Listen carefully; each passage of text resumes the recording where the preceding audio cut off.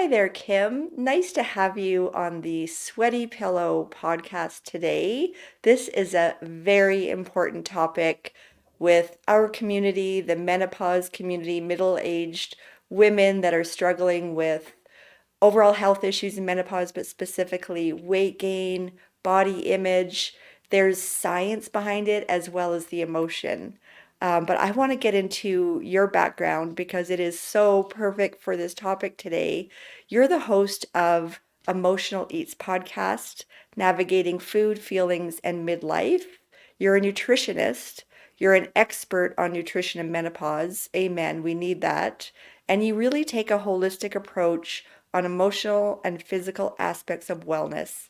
And you're a mom and stepmom living in Florida. Welcome again. Thanks for joining us today. Thank you, Lara. I am really honored to be here. Thank you so much.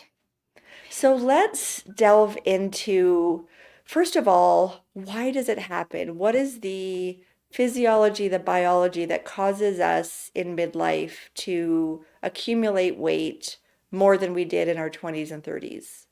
Absolutely. And I think that's one of the biggest things that we get frustrated with is we can't do what we did in our 20s and 30s. So we start getting very extreme without understanding Mm, what's happening to our bodies.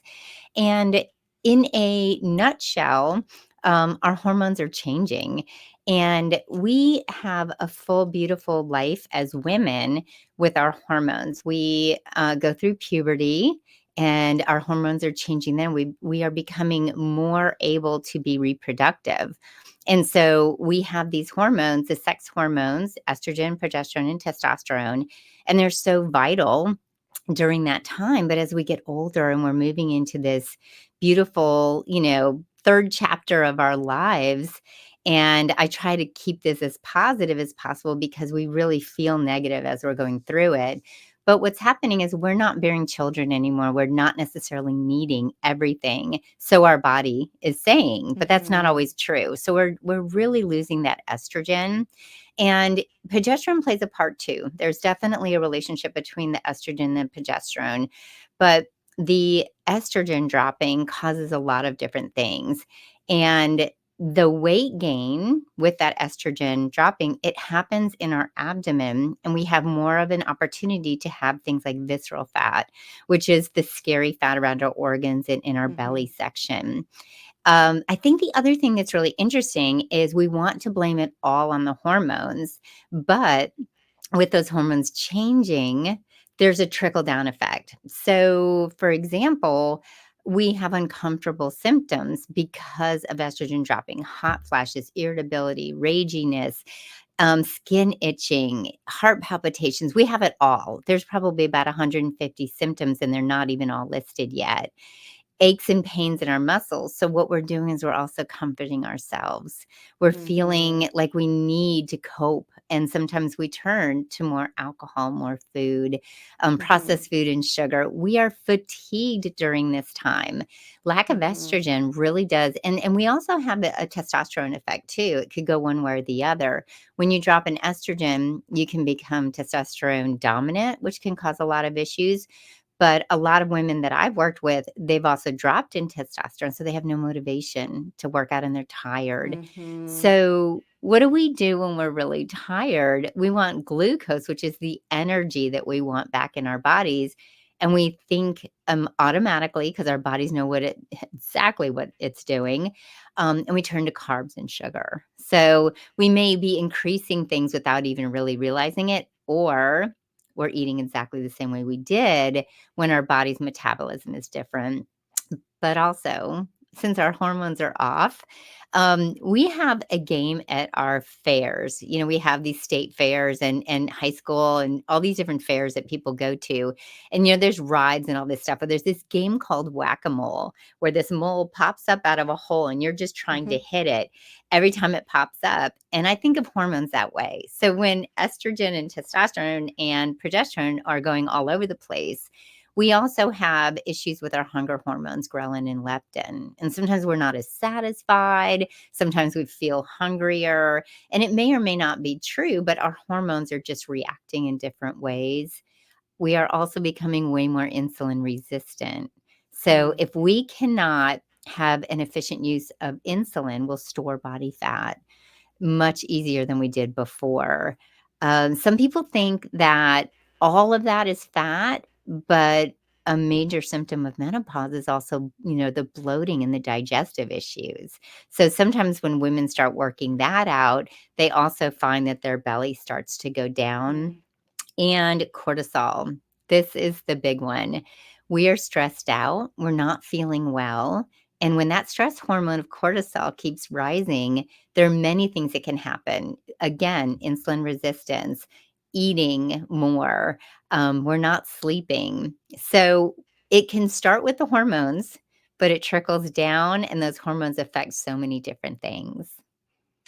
geez, it's let's break all that apart. There was a lot in there. Let's start with something that you said about metabolism. So if I understood correctly, we could be eating the exact same composition of food, macros, and calories, 20s, 30s, 40s. When we get to perimenopause and menopause, it will impact us differently, and we won't have the ability to maintain our weights. Is that what we're dealing Yes, with? that's Hmm. part of it. And Okay. metabolism is a really complex issue. We want to think that it's just going to burn all the calories. And technically, metabolism is what we burn at rest for Hmm. calories.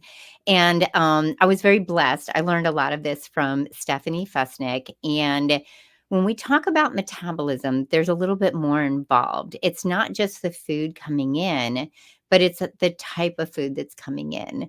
Because when we are burning calories, I'm gonna say metabolism is a majority of it. So if that's not working and we need Hmm. hormones to make that work, that's like 40-50% of the calorie burning. But then there's Wow. other things that we're not necessarily doing the same way. Our lifestyle, we're sitting around a lot, and Hmm. neat that non-exercise activity is part of that basal metabolic rate. And I think that if we're lucky, exercise is like a 5. If you're really lucky, it's up to like 15% of that metabolism. And I think we count on metabolism a lot, but we don't understand it. So what we do is Hmm. we cut back on our food.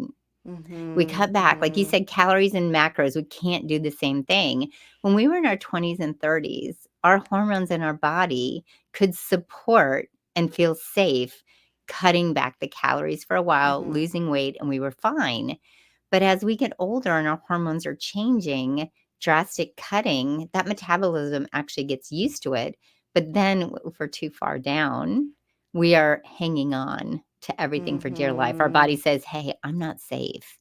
I need to hang Hmm. on right now." But then there's another part of it. When we look at metabolism, our food digests differently, and how much we burn by digesting food is different. So, protein and fiber is going to burn more calories than something like chips, processed Right. food, sugar, because that's already partially processed. There's no work involved in Hmm. digestion there. So, metabolism's kind of a complex thing. It's not just one thing or the other. But when we look at macros, one thing we're noticing, because it's tied to, and I'm sure we'll talk about this, muscle, which is Hmm. powerful. And that's another reason why we gain weight. We're losing muscle mass as Hmm. we get Hmm. older. So that's a whole nother topic. But if we're going to keep muscle, we need a little bit more of that protein. And of course, we love fiber and fruits and vegetables for all the antioxidants and the vitamins Hmm. and the minerals and the colon cleansing. So there's a complex. When we look at it, we just think calories in, calories out. Easy. It's math. Yeah. But the Yeah. math isn't mathing because we have hormones involved. Well, I want to talk about that. I think it's so important what you brought up because I know with my circle of friends, and we're all smack in the middle dealing with all of these 150 plus symptoms. And our biggest complaint, probably as we're sipping champagne, is like, God damn it, I can't get rid of that 10 pounds. So we go into let's rally around starvation and we're going to hold each other accountable to just have extreme diets. We're not going to eat anything but tuna and lentils and chickpeas. And then it gets so extreme. And then 4 weeks later, we feel worse and we're not down the weight because we're in this fight or flight. Our bodies hate us for the moment. Anything we do put in is being like hung on for dear life. So there's these extremes of either wanting chips or going too low calorie and too severe, and that's got to wreak havoc on our hormones. Absolutely. Our bodies need to feel safe. And when our body doesn't feel safe, it's so intelligent. We Hmm. think, oh, my dumb body's doing all this stuff to me. And it's actually protecting you. And when Hmm. all of this is happening, it's trying to say, hey, we need something different. If you're not changing and you're not feeling better, we need to look a little bit deeper. And Hmm. the food situation, I actually start with muscle building and talking about muscle because muscle is skeletal, but the biggest thing is we're finding out that muscle is an endocrine organ and it helps balance hormones. It helps with blood Hmm. sugar, that insulin resistance, but we have to eat to keep the muscle. And it's Okay. hard to imagine eating more food. But again, when we're eating the food that's nourishing our body, we're feeling satisfied. Our body's Hmm. feeling loved. We're feeling full. Protein makes us full. And we are, and again, it doesn't have to be all animal protein. I work with people who really prefer to do more of a plant based plan. But if you are able to do that with the animal protein, it's just a little bit easier to get that in. And I'm not one of the people who's like, hey, you have to have so much protein in a day. We work with women within their life and what they can do and what they can change. And Hmm. changing this eating more happens slowly because diet culture has told you to shrink your body and Hmm. to eat less and to do so much more exercise and cardio. So Hmm. we do that. We've been in this fight or flight mode for a long time, but we could handle it. Right. Now in perimenopause, we cannot handle it. Our bodies, like you said, we're hanging on. We're hanging on Hmm. for dear life just to make sure you're okay. But you know when Right. things aren't going well and you're not eating enough because you're not sleeping, you're not Yeah. you're irritable, you're moody, you're Hmm. ragey. It's the exact same thing actually as feeling in perimenopause, overtraining, all of the things Hmm. that we do to our body where we overextend ourselves. You brought up a really important point, which is the bloating, and our digestive system isn't working the same way either. So these issues are compounding. So we could be holding on a bit more fat. We're not happy about it. We're not sleeping. We're cranky. Our mood is off. Oh, and then we're not regular.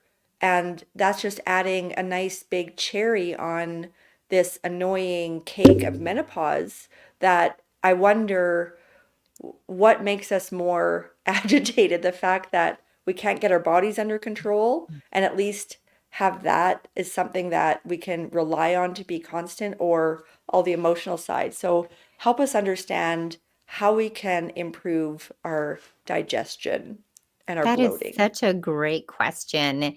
So, there are different ways that we can come at this because it's not just a food situation, it's not just a hormone situation. Again, it could be a stress and cortisol Mm, situation too. mm, And so, I have women that come in and they have been diagnosed with IBS, and we find out mm, later that their symptoms were really because of menopause.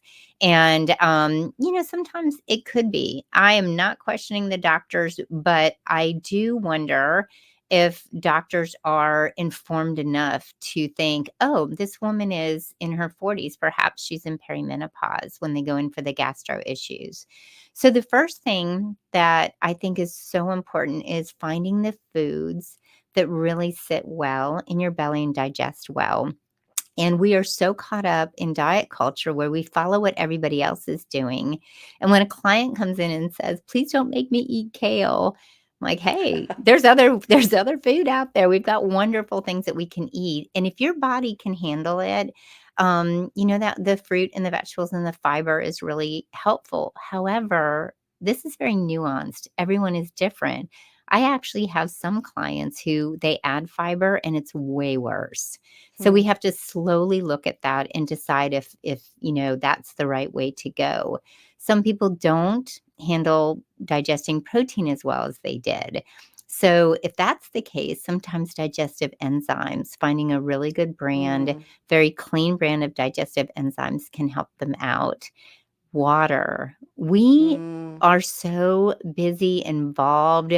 We don't drink water. And something I've also noticed with the women that really do drink a lot of water, which is great, sometimes they might need some electrolytes too to kind of keep that in their system, absorb it, and really get that water into their colon. I really don't love things like laxatives and stool softeners.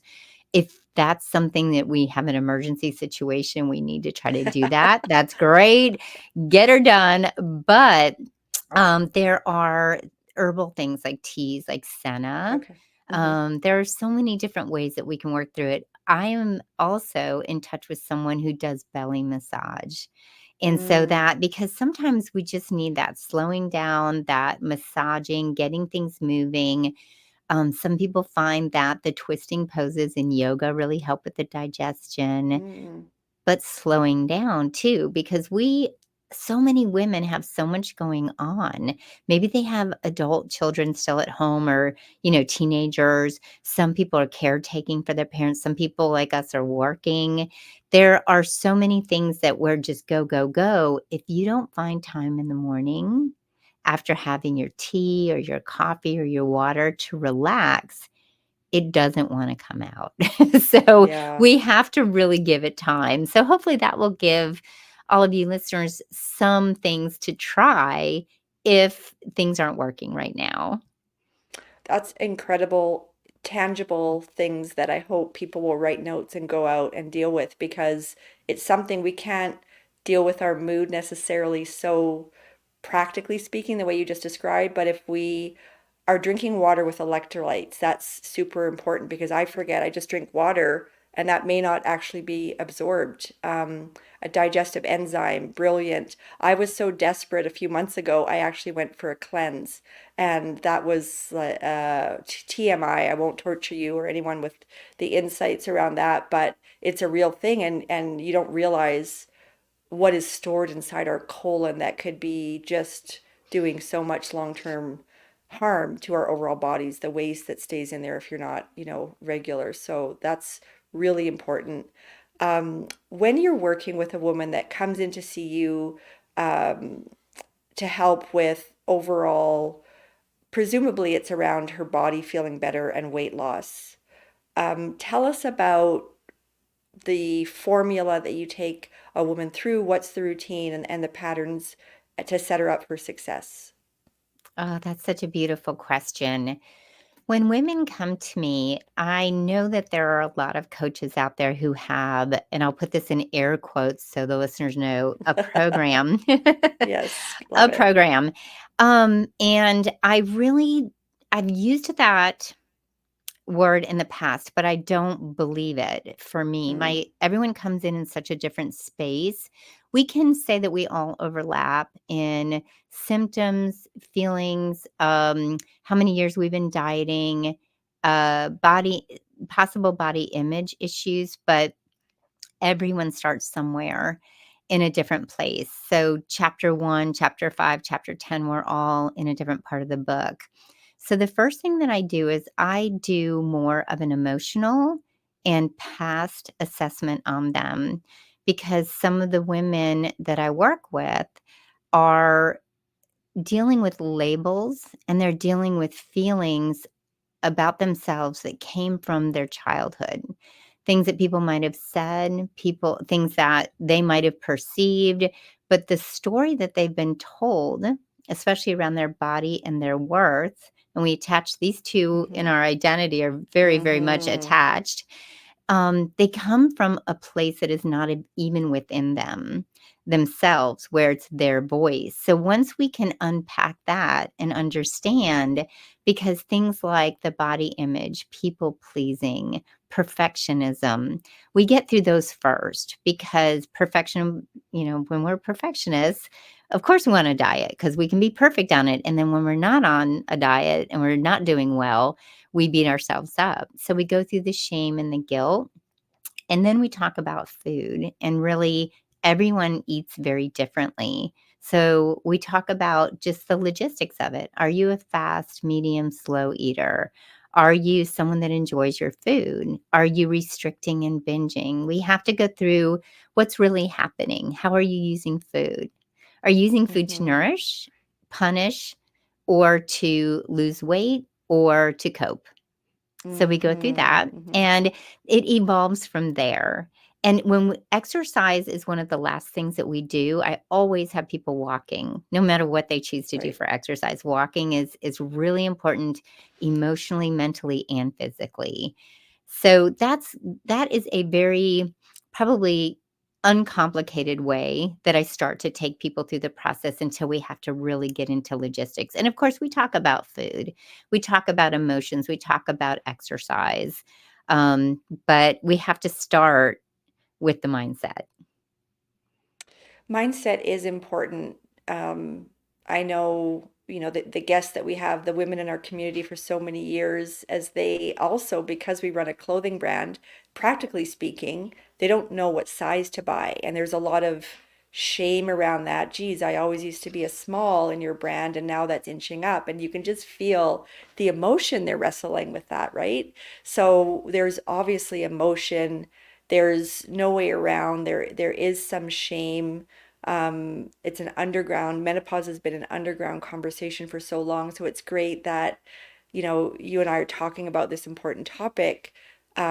So I love that your part of your practice is dealing with the emotion. And are you nourishing yourself? Are you trying to cope?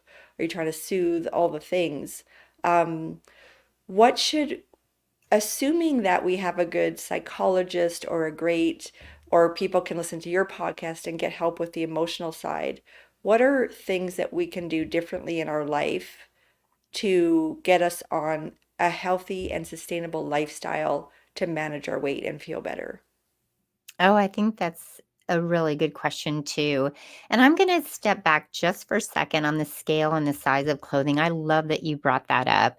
We are very attached to numbers. We're very Mm-hmm. attached to numbers that may or may not actually be relevant.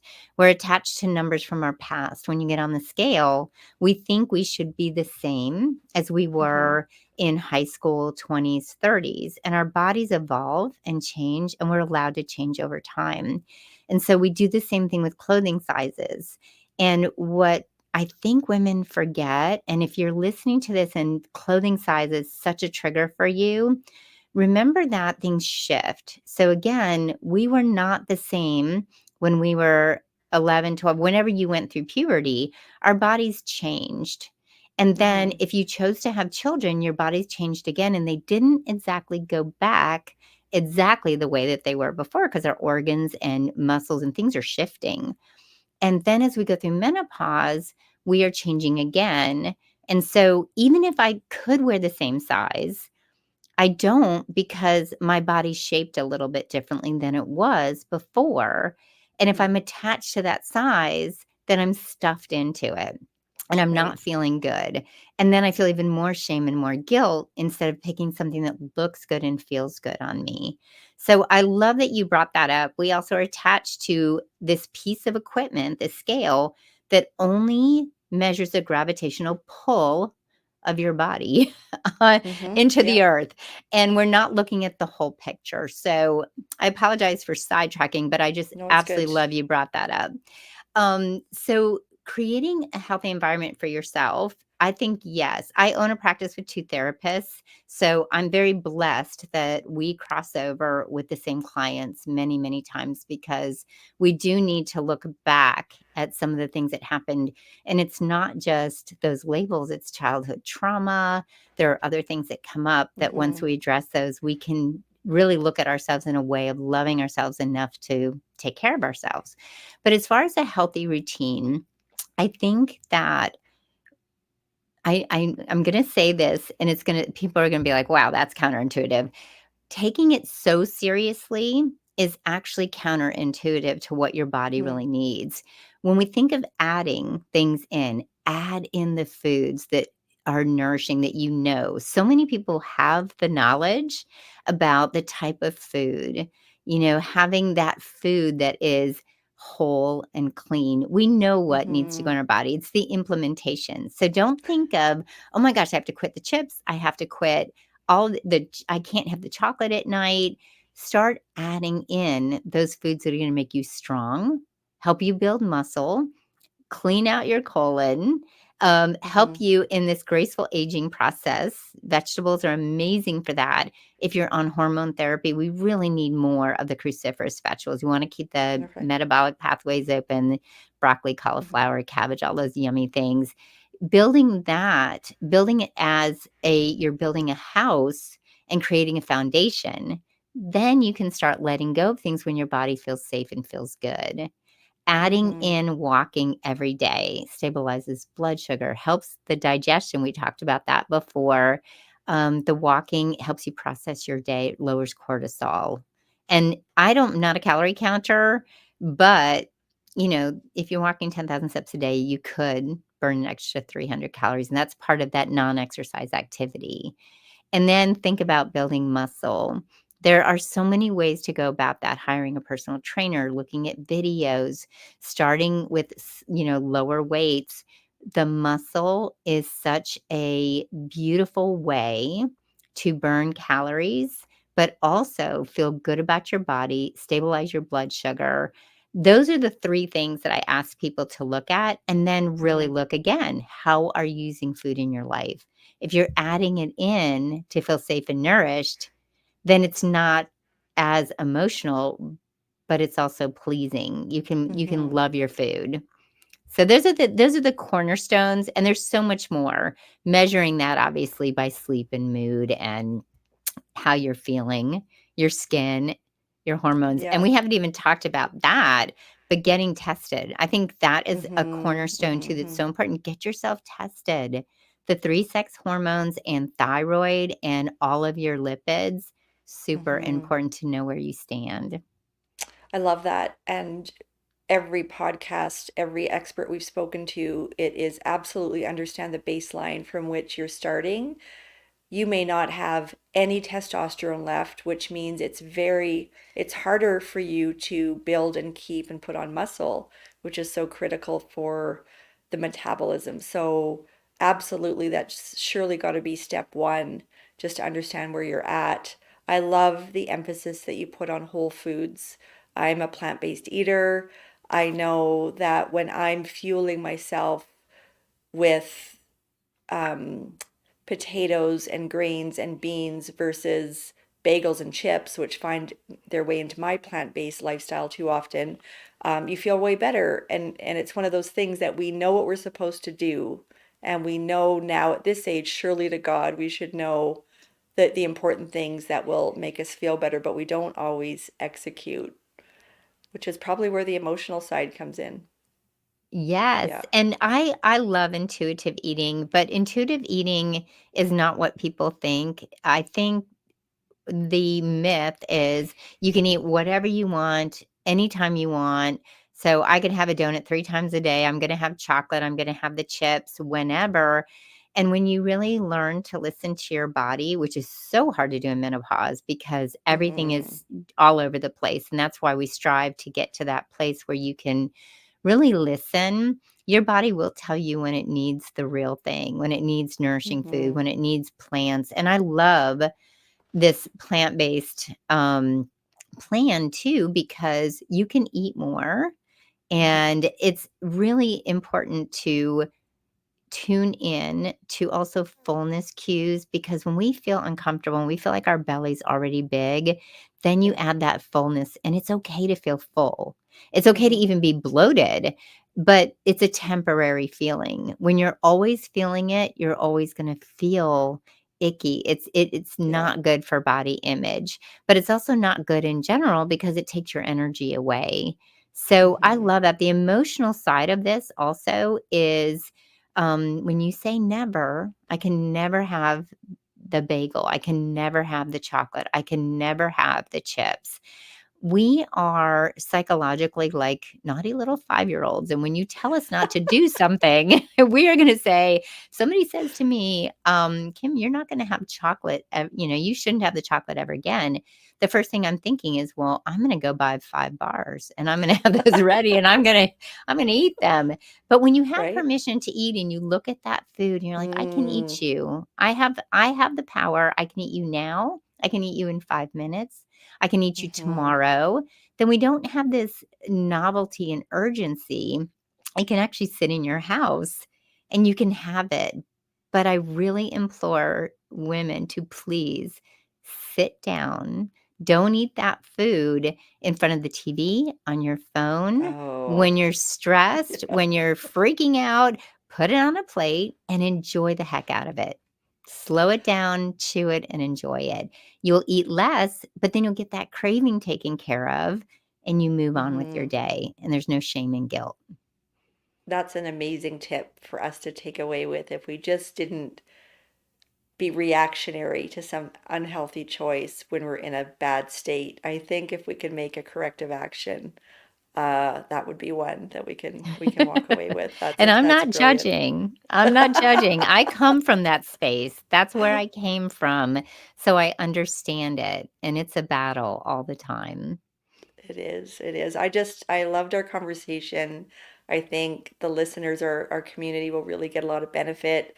We're going to steer them to your work and your website and your podcast because you're the expert, and we're so grateful that you jumped into our community today for our time together. I certainly learned a lot, and I'm dealing with this like the almost 1 billion women in the world are dealing with this. So it was really informative. Thank you, Kim. Thank you, Lara. It was an honor to be here. Okay, that was really good. Perfect. Okay. So Uh, tell her we'll touch base with her okay, when it's edited, and okay. we'll give her access to all of it as well to use on her socials. So Lisa's team will be working on the edits, and we will send you everything so that you have it as well. It will be several weeks before it's edited and live, Mhm. but we'll give you a heads up in advance with the links.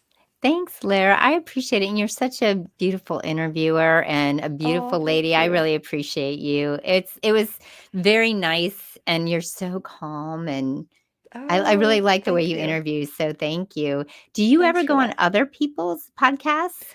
I'm happy to. Yep, I'm certainly happy Yes. So to. what Yeah. what is your passion? And if you don't have time right now, you don't have to tell me that. You can always email me, but what is your passion to talk about?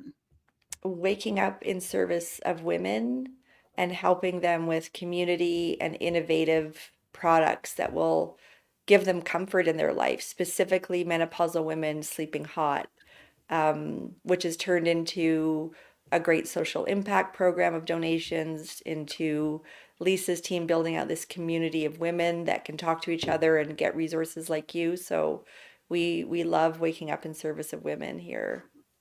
I love that. So if you're Hmm. interested in coming on the Yeah, Emotion Leads podcast, I would love to have sure. you. And Okay. then maybe you can have, I don't know if it's Lisa or Michaela, whoever you Mm, have send stuff to me, maybe give me some topics sure. and some Okay. questions and I'll send my link to all of Okay. you and we can set that up because I'd love to have you Yeah. on. Oh, thanks for that. I'd love to join you and hear your nice voice again. It makes me inspired to change my eating habits. We're all working on it, Right. all of us. So, anyway, it was so great to meet you today, and Likewise. thank you. I hope you have a great weekend. Same to you, Kim. Enjoy. Thanks. Bye. Bye-bye.